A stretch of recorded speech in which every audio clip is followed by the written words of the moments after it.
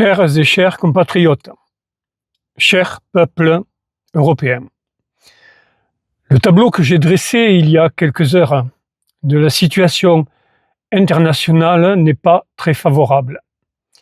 Pourtant, les déboires qu'a rencontrés le président de la FIFA montrent que l'argent et le pouvoir ne sont pas omnipotents.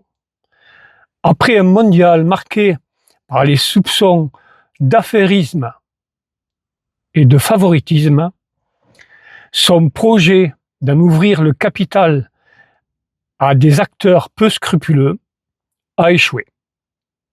L'argent et le pouvoir ne sont omnipotents ni dans le foot, ni dans les affaires publiques qui nous intéressent tous et nous lient bien plus que nous le donne à penser l'étrange indolence des temps au milieu du crépitement des flammes qui caractérise ce singulier été 2026. Ce qui se joue aujourd'hui de manière très éclatée géographiquement et distribué selon un agenda difficile à contenir, obéit à une structure évidente qui déterminera l'accès à l'énergie. Son emprise est telle qu'elle suggère une force herculéenne pour se libérer des forces qui veulent faire entrer les peuples dans la gueule du loup. Le peuple divisé et vendu à la découpe.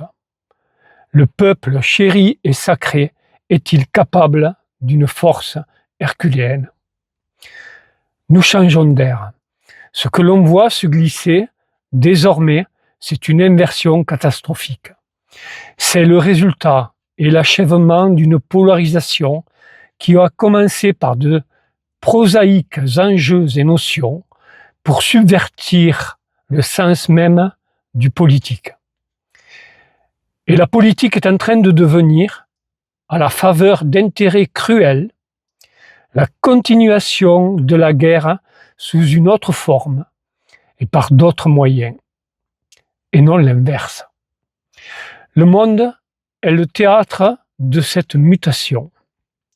D'immenses courants démagogiques et populistes drainent les limons qui redessinent la géopolitique mondiale, tandis que des rivières de profit creusent le lit de ce que ces pouvoirs entendent être le monde de demain, la servitude du peuple de demain. Rien n'est perdu pourtant. Ces immenses forces ont misé sur les hydrocarbures. La corruption mène son jeu en accaparant et en trafiquant le contrôle et l'accès au pétrole et au gaz, qui sont pourtant des ressources abondantes. C'est ici que se font les culbutes financières et les profits instantanés. Pourtant, en observant les tensions sur les terres dites rares, lesquelles ne sont rares que parce que des mouvements écologiques nous ont condamnés à dépendre de la Chine, les tensions entre la Chine et les USA apparaissent comme un miroir inversé. Ce miroir montre des réalités objectives. Il montre l'ironie de l'histoire aussi. La Chine a bâti son pouvoir d'aujourd'hui et de demain sur des industries que nous avons trouvées répugnantes. Nous avons perdu 15 ans de savoir-faire. Les terres dites rares ne regardent plus le monde de la pétrochimie. Les extraire et les raffiner en font des actifs vitaux. Elles sont essentielles au développement de l'économie de demain, qu'il s'agisse d'électronique, de production électrique, tout ce qui alimente l'innovation dans un monde qui a besoin d'innovation. Les terres dites rares, au nombre de 17, concentrent les enjeux du futur, au-delà même de la rivalité sino-américaine, s'agissant de déterminer qui domine le monde. Il y a un bras de fer entre les USA et la Chine dont il n'est pas interdit de penser, si on met tout à bout, que les États-Unis puisent la force qu'ils font peser sur la Chine dans le détroit d'Ormuz. La restructuration de Big Oil et la stratégie de découplage ne sont pas seulement des outils de politique intérieure américaine, mais le soubassement d'un affrontement titanesque avec un empire du milieu qui a déjà préempté le futur. Dans ce cyclone artificiel conçu pour la faire plier, la Chine tient. La République islamique d'Iran tient.